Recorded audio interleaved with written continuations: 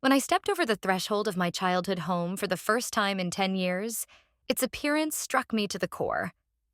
The half-shattered windows let in the cold, and the walls, once adorned with cheerful pastel wallpaper, were now marred with dark, damp stains. The hurricane that hit Chicago a few weeks ago had spared nothing, least of all this old house. The air smelled of mold, decay, and something faintly bitter. Perhaps time itself. I stood on the threshold, clutching the handle of my suitcase, trying to grasp the scale of the devastation. This house had always felt alive to me. Its creaky floorboards knew my steps. Its windows remembered how I used to climb out of them as a child to escape to the attic. Within these time-worn walls, I had spent the best years of my life, and every crack now reminded me of what could never be reclaimed. "I didn't think it'd take a hurricane to bring you back," said Walter, the neighbor, leaning against the fence. His voice, low and raspy, pierced through my stupor. "Life always finds ways to surprise," I replied shortly, turning away from the sight of the ruin for just a moment. Inside the house, as I struggled to navigate the chaos of overturned furniture and stacks of old newspapers, a strange sense of déjà vu washed over me. Memories surged forward, bringing back vivid images of childhood games with my brother Jacob. He had always been the one to come up with the most incredible adventures, turning the attic into a pirate ship and the kitchen into a mad scientist's lab. Where was he now? I knew he lived in New York, that he had become someone important in the tech world, but our bond had weakened over the years. In the attic, I found a box of family photographs. One photo caught my eye as I held it up to the light.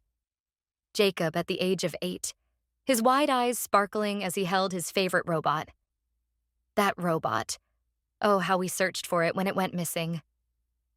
We combed through every corner of the park until nightfall. We never found the toy, but Jacob had insisted for a long time afterward that the robot had wandered off on its own adventure. I brushed the dust off the photograph, and the memories consumed me entirely. But the house soon yanked me back to reality. Somewhere in the distance, a loose roof tile clattered to the ground. There was so much to restore, not only in this house, but in my life as well. The next day, I began clearing out the house. The ruined walls and battered furniture made me feel as though I were trying to assemble a puzzle with thousands of missing pieces. While working in the attic, I unexpectedly stumbled upon an old leather suitcase tucked away in a far corner. Its dusty surface was covered in cobwebs, but despite that, it seemed sturdy and filled with some kind of secret. With a creak of the latch, I carefully opened the suitcase. At first glance, its contents seemed ordinary, but within seconds, I realized I had uncovered a treasure. It was Jacob's collection of toys. His little cars, plastic soldiers, bouncy balls, and, of course, his beloved robot. Yes, the very same robot we had lost so many years ago. I held it up to the light, my hand trembling involuntarily. The blue paint on its body was chipped, and its left arm hung precariously on a hinge, but it was undeniably him. The toy Jacob had never parted with, not for a single day. How had it ended up here? We had searched so desperately for it back then. I ran my finger over the cold metal, memories flooding back of Jacob weaving stories about the robot's missions. It even had a name. Titan. It saved us from everything. Imaginary monsters and even our own childhood fears. And now here it was, right in front of me, a poignant reminder of a time when life was simpler. "So, you found your way home, Titan," I whispered, smiling through tears. Deciding it was a sign, I set aside all my tasks to restore the toys. I grabbed an old cloth, polished the robot until it gleamed, and fixed its broken arm. Soon the entire suitcase brimmed with vibrant memories. Each toy carried its own story. The car with the dented hood, evidence of our kitchen table race, the torn plush monkey, a witness to one of our arguments that had ended in peals of laughter. I knew Jacob was planning to arrive in Chicago that evening, and now I had an idea. This suitcase wouldn't just be a surprise for him. It would be a portal to our shared past. Perhaps it would remind him of who he is and who he once was to me. The entire day was a whirlwind. After finishing with the toys, I had to rush to the construction site to check on the progress of the house repairs. The foreman had warned me that the workers had encountered issues. The roof was in worse condition than anticipated, and the timeline was at risk of stretching out. My anxiety grew with each passing minute. When I arrived at the site, it was a miniature chaos. Pieces of roofing, beams, and stacks of building materials were scattered everywhere, and workers with grim expressions clustered around a truck. I hurried to the foreman, trying to stress that the roof needed to be fixed as quickly as possible. My persistence seemed to irritate him slightly, but I didn't care. This was my childhood home, and I wasn't going to let it crumble into ruins. "Sorry, but we need more time," the foreman said, scratching his head. "And more funds. Honestly, this is bordering on a complete overhaul."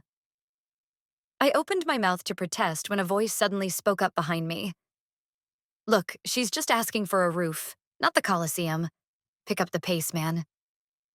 I turned around to see Jacob.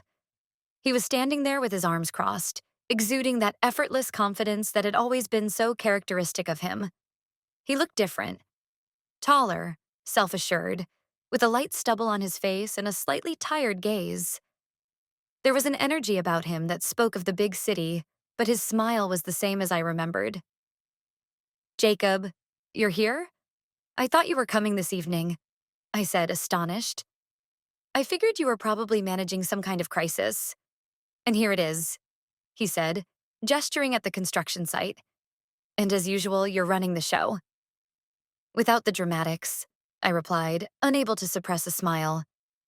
The foreman, now unexpectedly cooperative, promised to expedite the work, and I turned to Jacob, feeling slightly more at ease.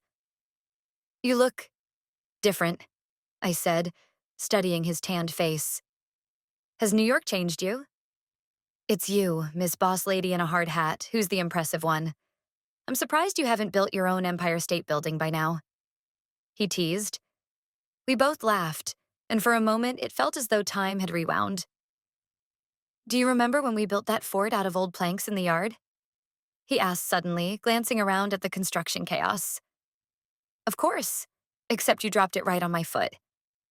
"It's a miracle I didn't break it," I replied, pulling a mock grimace. "Hey, that was part of the plan. How else were you supposed to learn resilience?" Jacob winked at me. We kept talking as we wandered around the site, reminiscing about our childhood. He told me about his workdays in New York, how he sometimes dreamed of quitting everything and escaping to the mountains, far from technology and crowds. I listened, realizing that the boy who once spun tales about Titan was no longer the same. There was something new in him, a grown-up weariness, a hint of doubt lurking behind his easy smile. "Would you go to the mountains?" he asked suddenly, looking at me with unexpected seriousness. "Don't you know? I'd follow you to the ends of the earth," I said, and it was the truth. He laughed, but there was something profound in his eyes, as if he were trying to gauge the sincerity of my words. For a moment, I felt a strange heaviness. Behind his jokes and carefree demeanor, there was something important he wasn't ready to say just yet. When Jacob suggested spending the evening not over dinner but at a climbing gym, I initially thought he was joking. But the genuine excitement in his eyes made it clear he was serious. "A climbing wall? Are you sure that's a good idea?" I asked, glancing down at my not-so-sporty sneakers. "You always said adventures are life," he replied, throwing in one of his signature teases. "What happened to the girl who used to climb onto the garage roof to rescue other people's kites?" "She grew up and now worries about breaking something important," I snorted, though deep inside I already felt a spark of excitement. An hour later, we stood before a massive wall dotted with colorful holds. Jacob, confident as ever, was explaining the basics. His calm voice carried a reassurance, as if this wasn't his first time teaching someone, and I suddenly felt a surge of pride. This grown man could so effortlessly become a mentor, his movements imbued with a freedom he had gained somewhere far from home. "The key is not to overthink it. Trust your instincts and your hands," he said, fastening my harness. "And don't forget your legs, they're not just decorative." "Thanks for the reminder, expert," I replied, eyeing the wall skeptically. The first attempt was tough. My hands grew tired quickly, and my legs seemed determined not to cooperate. I paused every third step, taking deep breaths and cursing the entire endeavor. Jacob stood below, cheering me on just like he had when we climbed trees as kids. "You're almost there," he shouted as I considered giving up. "Remember how we tricked Mom to get candy from the top shelf of her cabinet?" Those words made me laugh. Summoning every ounce of determination, I pushed forward and finally reached the top. Sitting on the narrow platform, I looked down at the gym below, a blend of exhaustion and exhilaration washing over me. "I can't believe I did it," I said as Jacob climbed up to join me. "See? You just forgot how to be fearless," he said, smiling at me. Up there, it felt strangely peaceful. Removed from the noise and everyday worries, our conversation shifted into something more meaningful. Jacob began to talk about our childhood, about how much he missed the times when we were a team. He admitted that in New York, surrounded by thousands of faces, he often felt lonely. He missed the sense of family, its unwavering support. "Sometimes I think you were my biggest role model," he said quietly. "You always moved forward, no matter the cost." His words caught me off guard. I had never thought Jacob saw me that way. Growing up, I always felt like I was the one looking up to him, admiring his boundless imagination and bravery. As we talked about everything that had been weighing on us, I realized something. He was still the same boy, searching for his place in the world, even if he now seemed strong and self-assured. When we climbed back down, he reached out to help me unclip my harness. "Now that you know how to hold on to a wall, we can try a real mountain," he said with a playful grin. "Only if you'll be my guide again," I replied, feeling a quiet warmth as something lost between us began to heal. Late in the evening, as I felt the weight of an eventful day catching up with me, Jacob proposed something unexpected. "You still love books, don't you?" he asked, twirling his car keys in his hand. "Of course," I replied, narrowing my eyes. "But that doesn't mean I'm ready to write reviews or argue about them." "Don't worry, I've got something special for you. My friend's literary club. Tonight's theme is parent-child relationships," he said with a perfectly straight face. I rolled my eyes. After the kind of day we'd had, this seemed far too heavy a note to end on. But his stubborn look told me resistance was futile. The club was held in a cozy cafe with soft lighting and walls lined with books. Strangers sat around, some animatedly discussing novels while others thumbed through pages with a pensive air. Jacob introduced me to his friend Anna, a vibrant, confident woman whose voice carried the kind of authority that could have her reading news on the radio. "So, tonight's topic is how literature reflects the complexities of family dynamics," Anna announced. "We'll be discussing books, but personal stories are welcome too." The mention of personal stories made me tense up. Personal stories? Had Jacob picked this club specifically to drag me into a conversation I'd always avoided? I tried to stay in the background, but soon the discussion veered in a direction I couldn't dodge. One of the attendees, a man in his 40s, began talking about how his parents had sacrificed their ambitions for his success. He spoke with gratitude, but there was a note of bitterness in his voice.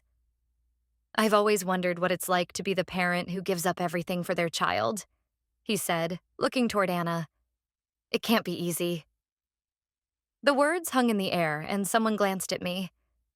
Jacob did too, his gaze unusually intent. I took a deep breath.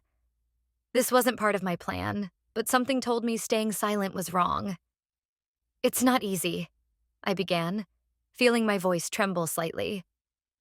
"Parenting is like walking a tightrope. Sometimes you think you're doing everything right, only to realize your child sees only the things you didn't manage to do." I noticed Jacob stiffen. His face remained calm, but a shadow flickered in his eyes. I knew what he was thinking. About the years I spent building my career, leaving him with neighbors or heading off on business trips. "The truth is, we're scared too," I added. "We're afraid of not doing enough, of making mistakes. We do everything we can, but sometimes it's not enough." The room grew quiet. Someone nodded. Another scribbled something in a notebook. Jacob continued to look at me as though he were seeing me in a new light. After the meeting, we stayed behind in the now empty cafe. I could tell Jacob wanted to say something but was wrestling with his thoughts. Finally, he exhaled. I didn't know it was so hard for you. You always seemed so strong, like you had everything under control. That's an illusion, I admitted. When you're a child, you see your parents as heroes. But we're just people like you, with our own fears and mistakes. He nodded, and in that moment, I felt an invisible wall between us crumble.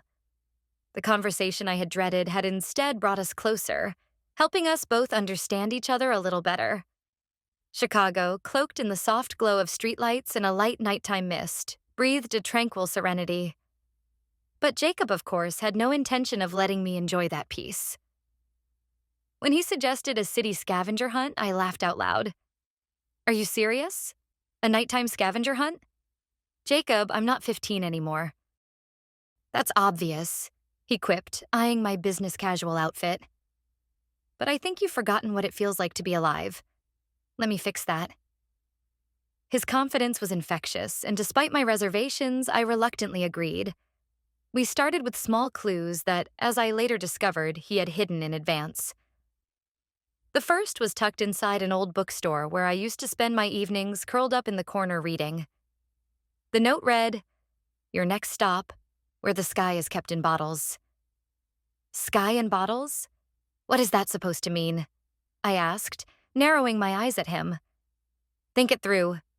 You're clever, he replied, his eyes sparkling with the mischievous glint I remembered from our childhood. We walked through several streets before it hit me. It had to be the rooftop observatory bar I had taken him to as a teenager. When we arrived, more clues awaited us. Jacob laughed as I worked to unravel his intricate riddles. You're enjoying watching me suffer, aren't you? I asked, squinting at the latest puzzle. Maybe, he admitted with a chuckle. But this is for you. Remember the scavenger hunt you organized for me in the park when I turned 8? That was the best birthday I ever had. His words struck a chord. I remembered running all over the park, hiding candy and toys to make the day unforgettable for him. And now he was doing the same for me. The scavenger hunt led us to an abandoned staircase that wound up to the rooftop of an old skyscraper. As we climbed, I marveled at how Jacob had managed to orchestrate all of this. Finally, we reached the top. The view was breathtaking. The city stretched endlessly, its lights shimmering like scattered jewels. Welcome to the final stop, he said, pulling a bottle of champagne from behind a pipe. I figured you earned this. We sat on the rooftop, sipping champagne straight from the bottle, talking about life, about how Chicago had changed, about how he missed moments like this. His laughter, warm and genuine, felt like a melody I hadn't heard in years. But then his tone shifted, and he grew serious. You never told me why you left the house, he said, looking at me intently. I always thought you were just tired of this life, but something tells me the reason runs deeper. His question froze me in place. It was one I had avoided for years. The answer something I feared to admit even to myself.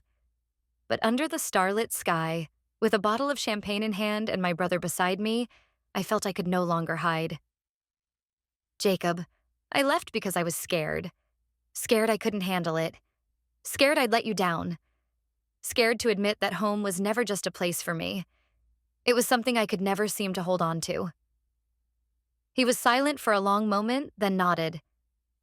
You're still my hero, he said, even with those fears. That night, I realized that sometimes honesty is all it takes to rebuild what once felt lost. The next morning, Jacob woke me up with a phone call. Guess where we're going, he said, his voice brimming with the kind of excitement that suggested he'd already hatched another plan. Can I have coffee first? I mumbled, trying to clear the fog of sleep after a short night. Fine, coffee first. Then a hot air balloon festival. The weather's perfect, and this is our chance to get up in the sky. The sleepiness vanished instantly.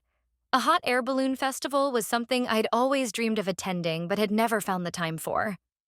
Within a couple of hours, we were speeding out of the city, leaving bustling Chicago behind. Jacob was at the wheel, humming a tune, while I, though thrilled, couldn't quite shake a flutter of nervous excitement. When we arrived, the field was alive with vibrant colors. Balloons of all shapes and sizes were being prepped for flight. Their vivid patterns and whimsical designs, some shaped like animals or fantastical creatures, dotted the horizon. Jacob registered us for a flight while I stood there, still marveling at the sight, unable to believe I was actually about to go up in one. "Ready?" he asked as we approached our basket.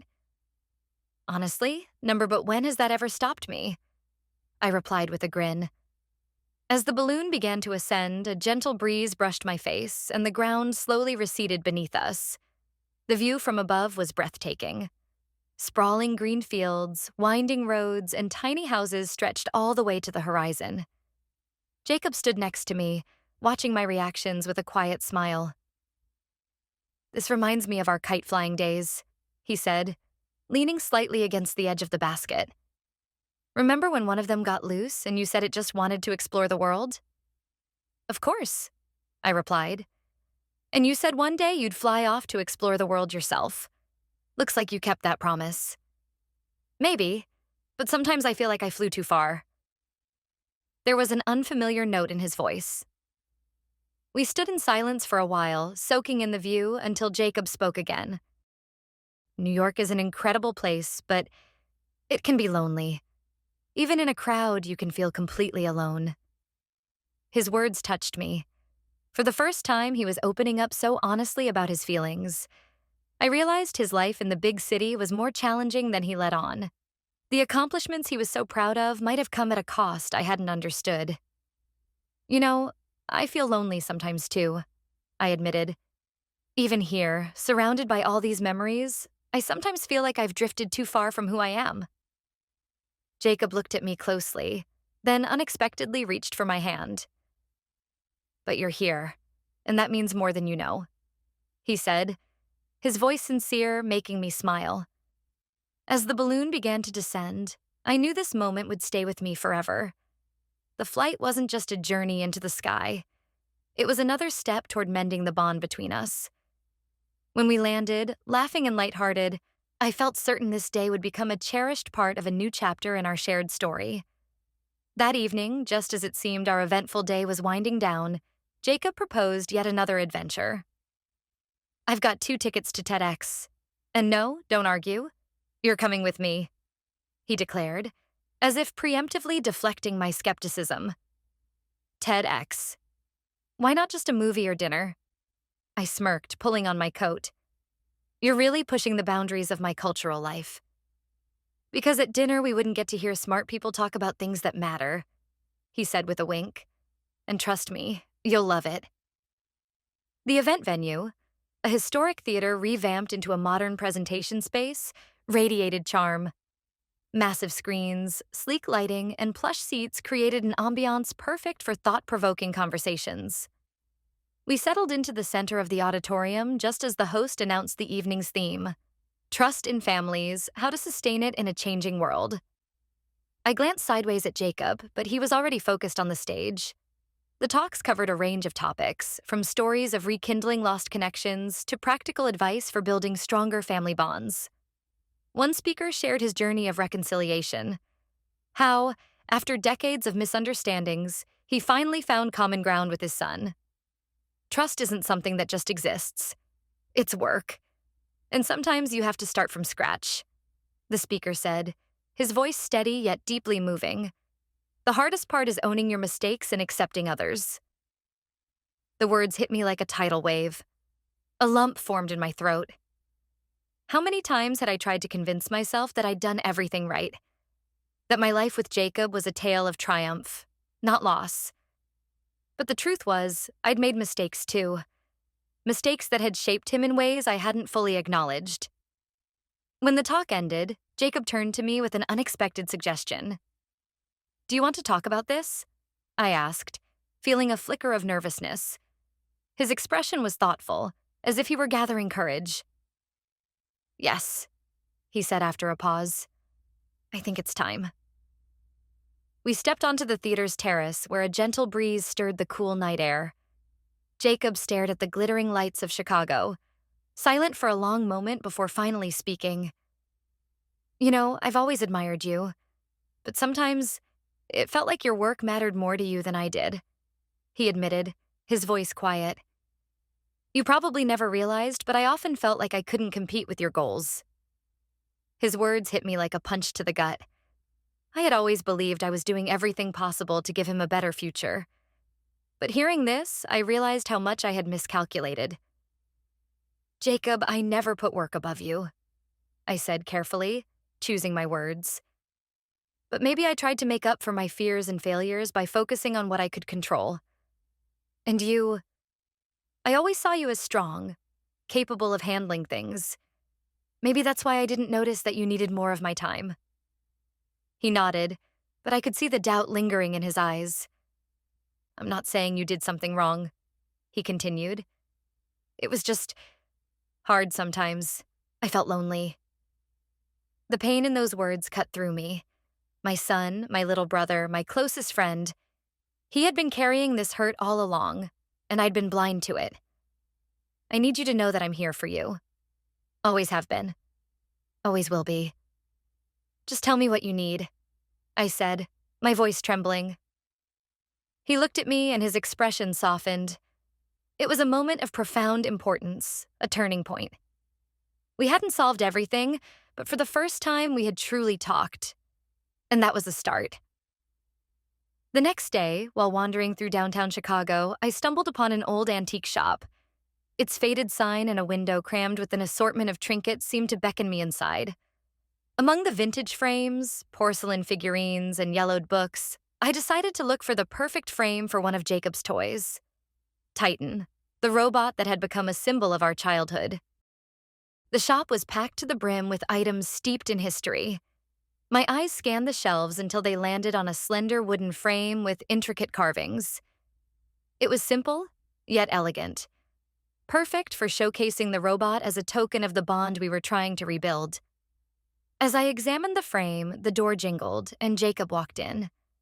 His appearance surprised me, though it seemed he had known exactly where to find me. He approached, leaning casually against the edge of a display case. Decided to frame your memories? He asked, nodding toward the frame in my hands. What's wrong with giving them a proper home? I replied, trying to keep my tone light. But he didn't smile as he usually did. His face was serious, his eyes shadowed with weariness. I could sense there was a reason he had come here. Listen, he began, his gaze wandering toward the floor. I've been thinking about our talk at TEDx. About trust, about family. Sometimes I feel like we've made things too complicated. Like our relationship has become difficult. I set the frame down and turned to face him. His words stung. Did he truly believe things between us were so strained? Difficult? I echoed, trying to understand him. Yes, he said, nodding but avoiding my eyes. Sometimes it feels like we're both trying to prove something to each other instead of just being ourselves. It's like we're playing roles. You, the perfect older sister, and me, the one who never needs help. His admission caught me off guard. I had never viewed our relationship that way, but his words forced me to reflect. Perhaps we had been stuck in old roles that no longer fit who we had become. Jacob, if I ever made you feel like you had to be strong for my sake, I'm sorry, I said softly. I never wanted that. I always tried to be someone you could rely on. He was quiet for a long moment, then looked up and met my gaze. But have you ever relied on me? He asked, and his words cut deep. I froze because he was right. I had always tried to be his rock, but I had never shown him my vulnerabilities. I had never asked for his help. And now I realized how that might have pushed us apart. You're right, I admitted, feeling a lump rise in my throat. I've always tried to be strong for you, but maybe it's time to be honest. Jacob nodded, and I saw warmth in his eyes. He wasn't expecting us to resolve everything right then, but the honesty in that moment was a critical step forward. We stood there in the midst of the antique treasures, surrounded by objects steeped in history, finally speaking openly about the present. That evening, Jacob suggested we go to the ice rink set up in the park by the waterfront. The idea felt almost magical. Twinkling string lights, a gentle snowfall, and the scent of mulled wine wafting from nearby stalls. I agreed, hoping a touch of carefree fun would balance the weight of our recent conversations. The rink was bustling with people, yet the atmosphere remained cozy. The ice gleamed under the glow of the streetlights, and cheerful music played from the speakers, wrapping the scene in festive energy. We laced up our skates and tentatively stepped onto the ice. Jacob glided effortlessly, as if he'd grown up skating, while I, on the other hand, wobbled, trying not to fall. "You used to be better at this," he teased, smoothly weaving past a couple clutching each other for balance. "Less commentary, more help," I shot back. He only laughed before skating closer and offering me his hand. We skated in silence for a while, but it wasn't the kind of silence that weighed heavy. It was comforting. Around us, children laughed. Some people fell with dramatic yells, and others cheered them on, but it all felt distant. There was just the soft swish of our skates on the ice and the glimmer of lights overhead. But Jacob, as I suspected, wasn't going to let the evening stay purely lighthearted. When we paused at the edge of the rink to catch our breath, he turned to me, his expression serious. I knew then that something important was coming. "You know," he began, choosing his words carefully, "I've always thought of you as more than just my sister. You've been the closest person in my life. You always understood me better than anyone else, even when I didn't understand myself." I looked at him but stayed quiet, sensing the weight of what he was about to say. "But there were times," he continued, "when I felt like you didn't really see me. Like I was just part of your life. Something constant you assumed would always be there. I knew you loved me, but sometimes it felt more like an obligation than a choice." The icy air felt heavier, his words cutting deep. Not because I thought they were unfair, but because they rang true. I had always tried to be his role model, his support system, but in doing so, I might have overlooked something vital: the need for simple, human closeness. "Jacob," I began, my voice trembling. "I'm so sorry if I made you feel that way. That was never my intention. You've always been the most important person to me, even when I didn't know how to show it." He was quiet for a long moment before nodding slightly, as if weighing my words. "I don't want to lose you," he said finally. "You're my family. But I can't pretend everything's fine if there are still things we're afraid to talk about." "And I don't want to lose you," I replied, tears welling in my eyes. "And I'm ready to talk about anything we need to." In that moment, under the glow of the string lights and amidst the sound of skates cutting through ice, we didn't try to hide our emotions. It wasn't a perfect moment, but it was real. Our voices were low, but it felt as if we were bridging a chasm we had both been too afraid to cross. We returned to the ice, skating side by side. Though our words still echoed in my mind, I felt a shift. This conversation had changed us. We understood each other just a little more, and that was enough to feel hopeful. Our last day in Chicago was rainy. The city, usually vibrant and full of life, was shrouded in a gray haze. Raindrops slid down the windows, creating intricate patterns, mirroring our feelings: uncertainty, heaviness, but also a quiet hope. We stood at the train station, waiting for my departure. Jacob, as always, leaned on something. This time, an old metal column. He was unusually quiet, his gaze fixed on the people rushing along the platform with suitcases and bags. "Leaving's hard, isn't it?" he said finally, turning to me. His voice was calm, but I could sense something deeper beneath the surface. "Yes," I replied, gripping the handle of my suitcase. "But leaving something unfinished is harder." He nodded, his eyes drifting somewhere far away. "We're not done yet, are we?" he asked, and I heard a trace of unease in his voice. "No, we're not," I said firmly. "This is just the beginning." For a moment he smiled, but the seriousness quickly returned. Slowly, he stepped closer and, as if making a decision, held out an umbrella. "You always forget your umbrella," he said, a small smirk playing at the corner of his mouth. And I don't want you getting soaked. Thank you, I replied, accepting the gesture. Our hands brushed briefly, and I felt his fingers linger a moment longer than usual. The train was already pulling into the platform, and I felt a familiar lump rising in my throat. I didn't want to leave, but I knew it was necessary. We both needed this distance to process everything that had unfolded over the past few days. When the boarding announcement came, I turned to him one last time. His face was calm, but his eyes betrayed a deep sadness. Jacob, I began, but he interrupted me. It'll be okay, he said firmly, as though trying to convince both of us. I just don't want you thinking our paths have diverged. They haven't, I said. They've just widened. I hugged him, and he hugged me back. It wasn't one of those brief, obligatory hugs family members often exchange, but a warm, firm embrace filled with everything: forgiveness, gratitude, and a promise.